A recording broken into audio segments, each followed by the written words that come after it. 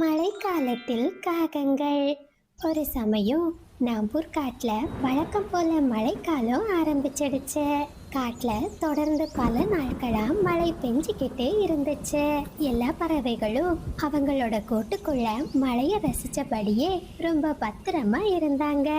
ஆனா காகங்களோட வீடு முழுவதும் மழை தண்ணீராலேயே நிரம்பிடுச்சு. வீட்டுல எங்க பார்த்தாலும் தண்ணீர் சொட்டிக்கிட்டே இருந்துச்சு.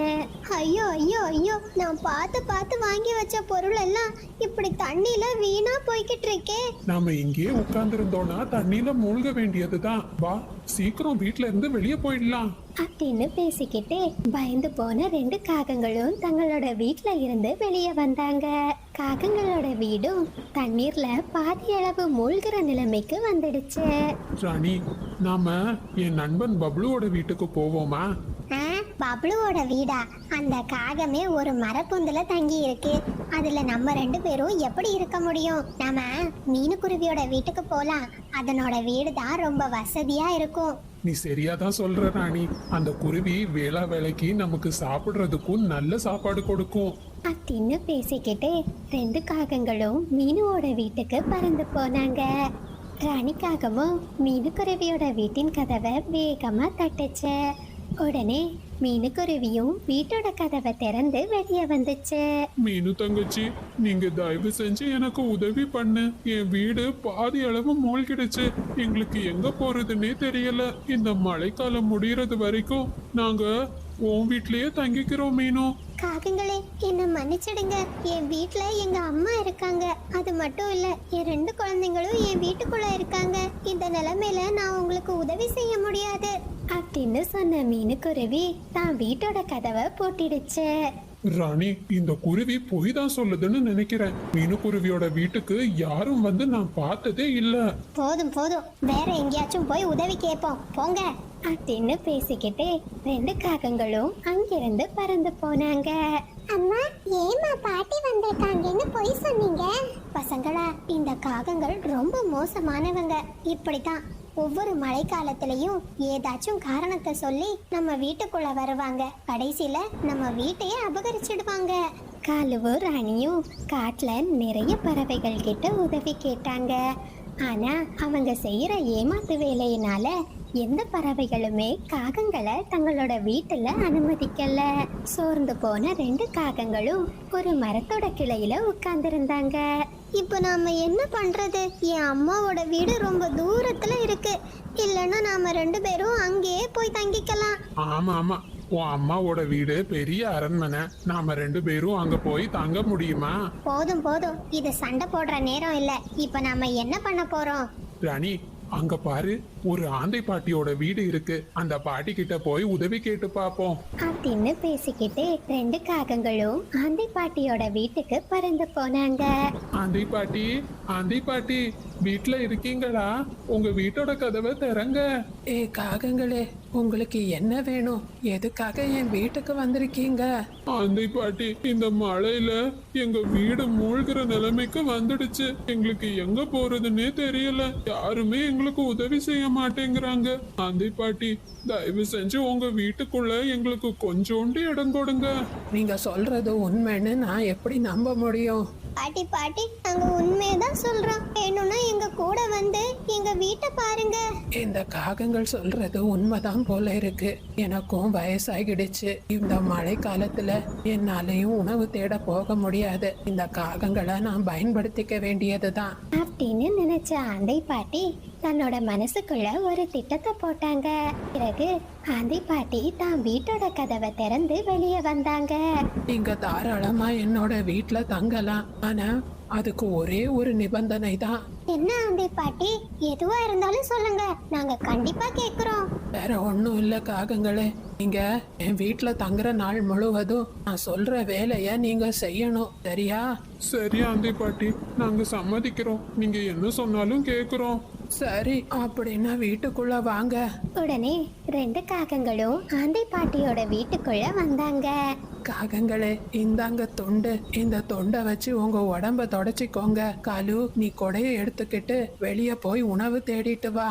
ஆந்தை பாட்டி இப்படி சொன்னதுமே காலுக்காகவும் வேறு வழி இல்லாம ஒரு கொடையை எடுத்துக்கிட்டு உணவை தேடி பறந்து போச்சு. ராணி, என்ன பார்க்குற? என் வீடு முழுவதும் அழுக்கா இருக்கு. நீ சீக்கிரம் என் வீட்டை தொடச்சி சுத்தம் பண்ண. நான் கொஞ்ச நேரம் ஓய்வெடுக்கிறேன் அப்படின்னு சொன்ன ஆந்தை பாட்டி தன்னோட கூட்டுல படுத்து தூங்க ஆரம்பிச்சாங்க. ராணிக்காகவும் வேற வழி இல்லாம ஆந்தை பாட்டியோட வீட்டை துடைக்க ஆரம்பிச்சது. கொஞ்ச நேரத்திலேயே காலுக்காகவும் கொஞ்சம் தானியங்களை எடுத்துக்கிட்டு ஆந்தை பாட்டியோட வீட்டுக்கு வந்துச்சு. ராணி, என் வாழ்நாள்ல இப்படி கொட்டுற மழையில நான் இதுவரைக்கும் உணவு தேடி போனதே இல்ல. ரொம்ப கஷ்டப்பட்டு எனக்கு இந்த தானியம் கிடைச்சிருக்கு. காகத்தோட சத்தத்தை கேட்டதுமே தூக்கத்துல இருந்த ஆந்தை பாட்டி முழிச்சாங்க. என்ன காலு, இவ்வளோ தானியம் தான் கிடைச்சதா? இந்த தானியம் எனக்கே பத்தாது. நீங்க 2 பேரும் அப்ப என்ன சாப்பிடுவீங்க? ஆந்தை பாட்டி, நீங்க இப்படி எல்லாம் எங்களை கொடுமைப்படுத்தாதீங்க. நான் இவ்ளோ தானியத்தையே ரொம்ப கஷ்டப்பட்டு எடுத்துட்டு வந்திருக்கேன். நான் சொல்றத கேட்கல? நீ வீட்டை விட்டு வெளியே போக வேண்டியதுதான். அப்படின்னு சொல்லிட்டு ஆந்தை பாட்டி மறுபடியும் தூங்க ஆரம்பிச்சாங்க. நாம என்ன பண்றது ராணி? இப்படியே தினம் தினம் என்னால வேலை செய்ய முடியாது. என்கிட்ட ஒரு அருமையான திட்டம் இருக்கு, நான் சொல்றபடி செய்யுங்க அப்படின்னு 2 காகங்களும் தங்களுக்குள்ள ஒரு திட்டத்தை போட ஆரம்பிச்சாங்க. அப்படியே காட்டுல ராத்திரி நேரம் வந்துச்சு. ஆனா ராத்திரி வந்தது கூட தெரியாம காட்டுல மழை ஜோரா பெஞ்சுக்கிட்டே இருந்துச்சு. காகங்களே, என்ன நான் சொல்றது எதையுமே நீங்க செய்யல. காலு, சீக்கிரம் போ, இன்னும் நிறைய தானியங்களை எடுத்துட்டு வா. எனக்கும் தானியங்களை எடுக்க ஆசைதான் ஆந்தை பாட்டி. ஆனா எனக்கு ஒரு மோசமான தொற்று வியாதி வந்துடுச்சு. ஆமா, காலோட தொற்று வியாதி எனக்கும் தொட்டுடுச்சு. ஆந்தை பாட்டி, நீங்க இந்த வீட்டுல இருந்தீங்க, உங்களுக்கும் தொற்று நோய் வந்துடும் அப்படின்னு 2 காகங்களும் ஆந்தை பாட்டிய ரொம்பவும் பயம்புறுத்தினாங்க. பயந்து போன ஆந்தை பாட்டி தான் வீட்டுல இருந்து வெளியே வந்துட்டாங்க. இந்த காகங்கள் மேல எனக்கு சந்தேகமா இருக்கு. எதுக்கும் இவங்க என்ன செய்யறாங்கன்னு நான் பாக்குறேன் அப்படின்னு சொன்ன ஆந்தை பாட்டி வீட்டோட ஜன்னல் வழியா உள்ள பார்த்தாங்க. இனிமே மழைக்காலத்தை பத்தி நமக்கு எந்த கவலையும் இல்ல. ஆமா காலு, நாம இந்த தானியங்களை சாப்பிட்டுட்டு ஒரு தூக்கத்தை போடுவோம். மோசமான காகங்களே, உங்களை சும்மாவே விட மாட்டேன் அப்படின்னு சொல்லிட்டு ஆந்தை பாட்டி அங்கிருந்து பறந்து போனாங்க. ஆந்தை பாட்டி, என்னாச்சு? இந்த மழையில இங்க வந்திருக்கீங்க? மீனுக்குறவை இப்படி கேட்டதுமே ஆந்தை பாட்டி நடந்த எல்லா விஷயத்தையும் மீனு கிட்ட சொன்னாங்க. ஆந்தை பாட்டி, நீங்க கவலைப்படாதீங்க, நான் உங்களோட வீடை எப்படியாச்சும் மீட்டு கொடுத்துடுறேன். என்கிட்ட ஒரு நல்ல திட்டம் இருக்கு அப்படின்னு சொன்ன மீனுக்குருவி தன்னோட திட்டத்தை ஆந்தை பாட்டி கிட்ட சொல்லுச்சு. ஆகா, இது அருமையான திட்டம்மா. நீ சொல்றபடியே நான் செய்யறேன். உடனே மீனுக்குருவியும் தன்னோட திட்டத்தை செயல்படுத்துறதுக்காக ஆந்தை பாட்டியோட வீட்டுக்கு வந்துச்சு. காகங்களே, காகங்களே, உங்க வீட்டோட கதவை திறங்க.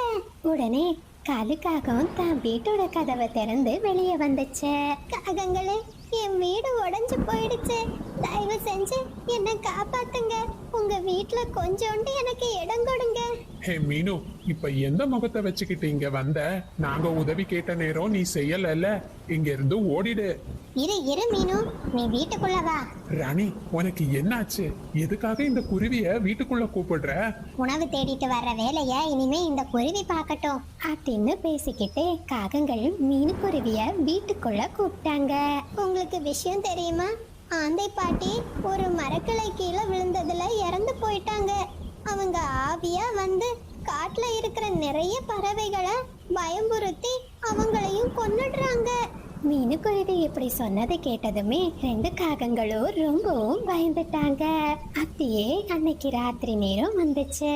ராணி, ராணி, கதவு மெதுவா திறக்கிறது மாதிரி இருக்கு.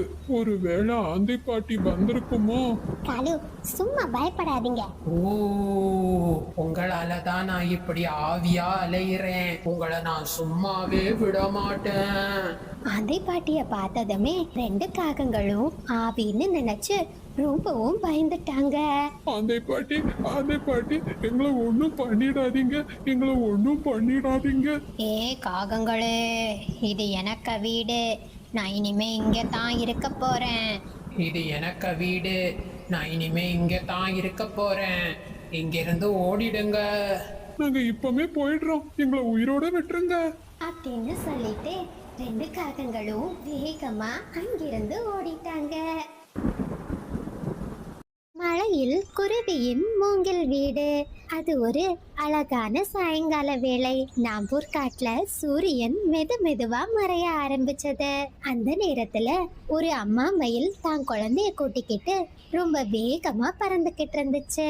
ரொம்ப நேரமா பறந்துகிட்டு இருக்கிறதுனால குழந்தை மயில் மின்மினிக்கு ரெக்கை ரொம்ப வலிக்க ஆரம்பிச்சது. கொஞ்ச நேரத்திலேயே நாம்பூர் காட்டுல ராத்திரி நேரம் வந்துடுச்சு. அம்மா, என்னால இதுக்கு மேல பறக்கவே முடியாதும்மா. என் ரெக்கை எல்லாம் ரொம்ப வலிக்குது. அம்மா அம்மா, நாம இன்னைக்கு இந்த காட்டுலயே தங்கிக்கலாமா? நாளைக்கு நம்ம காட்டுக்கு போலாம். சரி மின்மினி, நம்ம காட்டுக்கு இன்னும் ரொம்ப தூரம் போகணும். இந்த ராத்திரி நேரத்துல நாம பறக்கிறது அவ்வளவு நல்லதில்ல. நீ இங்கேயே இருந்துக்கோ. நம்ம பாதுகாப்பா இருக்கிறதுக்கு ஏதாச்சும் இடம் கிடைக்குமான்னு அம்மா பார்த்துட்டு வரேன். சரிம்மா. அம்மா, போயிட்டு சீக்கிரம் வந்துடுங்க. பயப்படாத செல்லம், அம்மா சீக்கிரம் திரும்பி வந்துடுவேன் அப்படின்னு சொல்லிட்டு அம்மா மயில் பாதுகாப்பான இடத்தை தேடி பறக்க ஆரம்பிச்சது.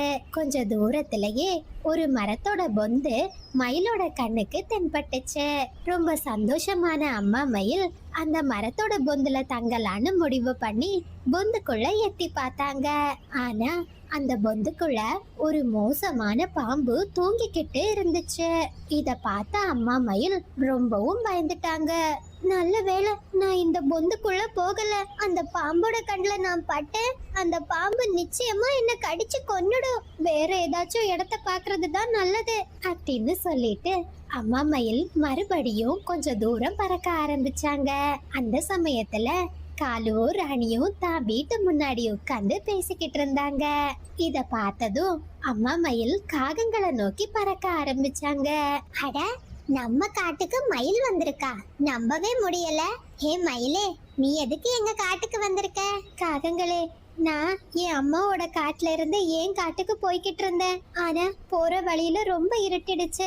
இந்த ராத்திரி மட்டும் நான் உங்க வீட்டுல தங்கிக்கலாமா? அட, அதெல்லாம் முடியாது. முன்ன பின்ன தெரியாத பறவைகளை எல்லாம் நாங்க எங்க வீட்டுல தங்க வைக்க மாட்டோம். நீ காலையில விடிஞ்சதுமே எங்க வீட்டுல இருந்து ஏதாச்சும் திருடிட்டு போயிட்டேன்னா நாங்க என்ன பண்றது? காகங்களே, அப்படி சொல்லாதீங்க. நான் ரொம்ப நேர்மையான பறவை. நான் உங்க வீட்டுல இருந்து எதையும் திருட மாட்டேன். முடியாது, இங்க இருந்து போ. உன்ன மாதிரிப்பட்ட பறவைகளை எல்லாம் நாங்க நம்ப மாட்டோம். காகங்கள் இப்படி சொன்னதுமே ரொம்ப வருத்தமான மயில் அங்கிருந்து பறந்து போயிடுச்சு. இந்த மாதிரிப்பட்ட பறவைகள் முதல்ல வீட்டுல தங்கலான்னு இடத்தை கேட்பாங்க. அதுக்கப்புறமா எனக்கு சாப்பிடுறதுக்கு அதை கொடு இதை கொடுன்னு கேட்பாங்க. அம்மா, என்ன ஆச்சும்மா? நாம தங்குறதுக்கு இடத்த பாத்துட்டீங்களா? இல்லடா செல்லம், இந்த காட்டுல இருக்கிற பறவைகள் ரொம்ப மோசமா இருக்காங்க. ரொம்ப மோசமா பேசுறாங்க. நாம இந்த மரக்கிளையிலேயே இந்த ராத்திரி தங்கிப்போம். காலையில சூரியன் வந்ததுமே மறுபடியும் நம்ம காட்டுக்கு போயிடலாம். சரிம்மா, நான் அப்ப இங்கே தூங்குறேன் அப்படின்னு சொல்லிட்டு மின்மினி தான் அம்மாவோட ரெக்கையில அணைச்சபடியே தூங்க ஆரம்பிச்சா. கடவுளே, இன்னைக்கு ராத்திரி மழை மட்டும் வந்துடக்கூடாது. மழை வந்துச்சுன்னா நாங்க ரொம்ப கஷ்டப்படுவோம். ஆனா அம்மா மயில் பயந்தது மாதிரியே அன்னைக்கு ராத்திரி நாம்பூர் காட்டுல மழை பெய்ய ஆரம்பிச்சிடுச்சு. அப்பாவி ரெண்டு மயில்களும் அந்த மழையில நனைஞ்சபடியே உட்கார்ந்து இருந்தாங்க. மழைய பாக்குறதுன்னா மீனுக்குருவியோட பொண்ணு சாராவுக்கு ரொம்ப பிடிக்கும். அவ ஜன்னல் பக்கத்துல உட்கார்ந்து மழையோட அழக ரசிச்சுக்கிட்டு இருந்தா. அந்த நேரத்துல தூரத்துல மரக்கிளையில ரெண்டு மயில்கள் நனைஞ்சபடியே உட்கார்ந்து இருக்கிறத குழந்தை சாரா பார்த்தா. அம்மா அம்மா, நம்ம காட்டுக்கு மயில் வந்திருக்குமா? அவங்க அந்த மரக்கிளையில உட்கார்ந்து நனைஞ்சுக்கிட்டே இருக்காங்க. சாரா, என்னம்மா சொல்ற? ஆமாம்மா, ஒரு அம்மா மயிலும் ஒரு குழந்தை மயிலும் இருக்காங்கம்மா. மயில்கள் எல்லாம் பக்கத்து காட்டுல தான் வாழ்றாங்க.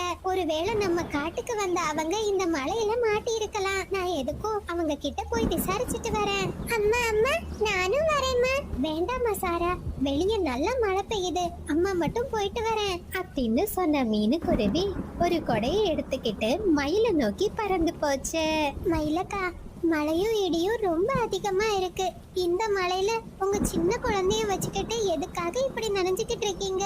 குருவி, என்னோட காடு ரொம்ப தூரத்துல இருக்கு. எனக்கு வேற வழி தெரியல. நான் தங்குறதுக்கு ஏதேதோ இடத்த பார்த்தேன். ஆனா எனக்கு எந்த இடமும் கிடைக்கல. மயிலக்கா, நீங்க கவலைப்படாதீங்க, என் வீட்டுக்கு வாங்க. இந்த மழை நிக்கிறது வரைக்கும் நீங்க தாராளமா என் வீட்டுல தங்கிக்கோங்க. ரொம்ப ரொம்ப நன்றி குருவி, நான் இப்பவே உன் கூட வரேன். உடனே மீனுக்குருவியும் மயில கூட்டிக்கிட்டு தன்னோட வீட்டுக்கு பறந்து போச்சு. குருவி, இந்த காட்டுல ஒன்ன மாதிரி நல்லவங்களும் இருக்காங்கன்னு எனக்கு இப்பதான் தெரிஞ்சது. நான் ஒரு காகங்கள் கிட்ட ராத்திரி மட்டும் தங்கிக்கலாமான்னு கேட்டேன். ஆனா அவங்க என்ன ரொம்ப மோசமா பேசிட்டாங்க. மயிலக்கா, அவங்க எப்போதுமே அப்படிதான். அவங்க யாருக்குமே எந்த உதவியும் செய்ய மாட்டாங்க. எல்லாரையும் ஏளனமா தான் பேசுவாங்க. இந்த மாதிரி மீனுக்குருவியும் மயிலும் பேசிக்கிட்டு இருந்த நேரம் 2 சின்ன குழந்தைங்களும் தங்களை ஒருத்தருக்கொருத்தர் அறிமுகப்படுத்திக்கிட்டாங்க. என் பேரு சாரா, உங்க பேர் என்ன? நான் தான் எங்க அம்மா கிட்ட நீங்க மரக்கிளையில இருக்கிற விஷயத்த சொன்னேன். அப்படியா? ரொம்ப நன்றி. என் பேரு மின்மினி. என்ன மின்மினியா? உங்க பேரு ரொம்ப அழகா இருக்கு. மயிலக்கா, நீங்க ரொம்ப பசியா இருப்பீங்க. என் வீட்ல ஒரே ஒரு மாம்பழம் தான் இருக்கு, அதை சாப்பிடுங்க அப்படின்னு சொன்ன மீனுக்குருவி தான்கிட்ட இருந்த மாம்பழத்தை மயிலுக்கு கொடுத்துச்சு. இந்த மாதிரியே நாம்பூர் காட்டுல இரவு நேரம் முடிஞ்சது. மறுநாள் காலையிலயும் விடிஞ்சது. ஆனா காட்டுல மழை நிக்கவே இல்ல. மழையோட சேர்த்து புயலும் அடிக்க ஆரம்பிச்சிடுச்சு. மழையோட வேகம் மேலும் மேலும் அதிகரிச்சுக்கிட்டே இருந்துச்சு. ரொம்ப பலமா காற்று வீசினதுனால அந்த காற்றுக்கு ஈடு செய்ய முடியாம மீனுக்குருவியோட வீடு ஆட ஆரம்பிச்சது. ஐயோ மயிலக்கா, என்ன இது? வீடு ரொம்ப ஆடுது. என் வீடு கீழே விழுந்துடும்னு நினைக்கிறேன். வாங்க வாங்க, சீக்கிரம் வெளியே போயிடலாம். மீனுக்குருவியும் மயிலும் வெளியே வந்த கொஞ்ச நேரத்திலேயே குருவியோட வீடு அப்படியே காட்டுல பறந்து போயிடுச்சு. இத பார்த்த மீனுக்குருவி ரொம்ப வருத்தத்துல அழுதுச்சு. என்ன வெளிய பெரிய சத்தமா இருக்கு? ஏதோ ஒரு குருவியோட வீடு உடைஞ்சிருக்கும்னு நினைக்கிறேன். ஆமா ராணி, எனக்கும் அப்படிதான் தோணுது. வா, நம்ம வெளியே போய் பார்த்துட்டு வரலாம் அப்படின்னு பேசிக்கிட்டே 2 காகங்களும் ஒரு கொடையை எடுத்துக்கிட்டு தான் வீட்டோட வெளிய வந்து பார்த்தாங்க. மீனுக்குருவியோட வீடு காட்டுல அடிச்சிட்டு போறத பார்த்த 2 காகங்களும் ரொம்ப சிரிச்சாங்க. ஹே மீனு, உனக்கு நல்லா தேவைதான். யார் வந்தாலும் வீட்டுல அடைக்கலம் கொடுப்பல. பாத்தியா, இப்போ உன் வீடு காத்துல பறந்து போயிடுச்சு. ஆமா, சரியா சொன்னீங்க காலு. இந்த மீனுக்குருவிக்கு ரொம்ப நல்ல வேணும் நினைப்பு. எப்போதும் எல்லாருக்கும் உதவி செய்யறது. பாத்தியா, இப்போ உன்னோட உதவி உனக்கே வினையா முடிஞ்சிடுச்சு. அட கடவுளே, இப்ப நான் என்ன செய்யறது? எனக்குன்னு இருந்த ஒரே ஒரு வீடும் போயிடுச்சு. குருவி, நீ கவலைப்படாத. அந்த மரக்கிளை ரொம்ப பாதுகாப்பானது. இந்த மழை நிக்கிறது வரைக்கும் நாம அந்த மரக்கிளையிலேயே உட்கார்ந்துருப்போம் அப்படின்னு பேசிக்கிட்டு மீனுக்குருவியும் மயிலும் அவங்க குழந்தைய கூட்டிக்கிட்டு மரக்கிளைய நோக்கி பறந்து போனாங்க. இத பார்த்து 2 காகங்களும் ரொம்ப சிரிச்சாங்க. கொஞ்ச நேரத்திலேயே காலுவும் ராணியும் மறுபடியும் தங்களோட வீட்டுக்குள்ள போய் உட்கார்ந்தாங்க. ஆனா மறுபடியும் காற்று பலமா வீச ஆரம்பிச்சது. திடீர்னு வந்த ஒரு மரக்கிளை காகங்களோட வீட்டின் கூரையில பலமா மோதிச்சு. இதனால வீட்டோட மேற்கூரையில விரிசல் விழ ஆரம்பிச்சது. மழை தண்ணி மெது மெதுவா காகங்களோட வீட்டுக்குள்ள விழுந்துச்சு. 2 காகங்களும் வேற வழி இல்லாம வீட்டுக்குள்ள உட்கார்ந்தபடியே மழையில நனைஞ்சுக்கிட்டே இருந்தாங்க. கொஞ்ச நேரத்திலேயே காட்டுல ஒரு வழியா புயலும் மழையும் ஓஞ்சது. நாம்பூர் காடு மறுபடியும் பழைய நிலைமைக்கு வந்துச்சு. மயிலம்மா ரொம்ப தூரம் பறந்து போய் மீனுக்குருவிக்காக நிறைய மூங்கில் கட்டைகளை எடுத்துட்டு வந்தாங்க. மயிலும் தான் எடுத்துட்டு வந்த மூங்கில் கட்டைகள்ல மீனுக்குருவிக்கு ஒரு அழகான பலமான வீட்டை கட்டி கொடுத்தாங்க. குருவி, நீ எதை நினைச்சும் பயப்படாத. இந்த மூங்கில் வீடு எந்த காற்றுக்கும் மழைக்கும் உறுதியா இருக்கும். உனக்கு இனிமே எந்த பிரச்சனையும் இருக்காது. மயிலக்கா, உங்களுக்கு ரொம்ப நன்றி. நீங்க எனக்கு ஒரு பெரிய உதவி செய்திருக்கீங்க. இல்ல குருவி, நீ எனக்கு செய்ததுதான் பெரிய உதவி. நான் எப்போ இந்த காட்டுக்கு வந்தாலும் உன் வீட்டுக்கு வந்துட்டு தான் போவேன், சரியா? அப்படின்னு பேசிக்கிட்டே மயில் தான் குழந்தைய கூட்டிக்கிட்டு மறுபடியும் தன்னோட காட்டுக்கு பறக்க ஆரம்பிச்சது. மீனுக்குருவியும் சாராவும் அந்த மூங்கில் வீட்ல ரொம்ப சந்தோஷமா வாழ ஆரம்பிச்சாங்க. குழந்தைகளே, இந்த கதையில இருந்து நாம என்ன கத்துக்கலாம்னா, நாம மற்றவங்களுக்கு செய்யற உதவி நிச்சயமா ஒரு நாள் நமக்கே பெரிய உதவியா வந்து கிடைக்கும். நண்பர்களே, இது சப்ஸ்கிரைபர் விருப்பத்திற்கான நேரம். சிவானி மகேந்திரன் 2 குட்டீஸ்க்கும் ஒரு பெரிய ஹாய். ஹிர்திக் மகிழினி 2 குட்டீஸ்க்கும் ஒரு பெரிய ஹாய். லஷானி சஹிதா 2 குட்டீஸ்க்கும் ஒரு பெரிய ஹாய். லக்ஷரா அக்ஷரா 2 குட்டீஸ்க்கும் ஒரு பெரிய ஹாய். ரம்யா கிறிஸ்டியானா 2 குட்டீஸ்க்கும் ஒரு பெரிய ஹாய். ரமா மோகன் 2 குட்டீஸ்க்கும் ஒரு பெரிய ஹாய். ஹஸ்னா, நீங்க நல்லா படிச்சு சமத்து பாப்பாவா வளர மீனுக்குருவியோட வாழ்த்துக்கள். யாசின் எசீரா 2 குட்டீஸ்க்கும் ஒரு பெரிய ஹாய். ஆதித்யா ஜசி ராஜேஷ் கண்ணா எல்லா குட்டீஸ்க்கும் ஒரு பெரிய ஹாய். பிரசாந்த் பிரீத்தி சித்தார்த் எல்லா குட்டீஸ்க்கும் ஒரு பெரிய ஹாய். ஸ்வேதா ஸ்ரீ நிக்கிலன் 2 குட்டீஸ்க்கும் ஒரு பெரிய ஹாய். ஜெஃப்ரினா, உங்களுக்கு இனிய பிறந்த நாள் நல்வாழ்த்துக்கள். நீங்கள் அனைவரும் அளித்து வரும் அன்புக்கும் ஆதரவுக்கும் மிக்க நன்றி.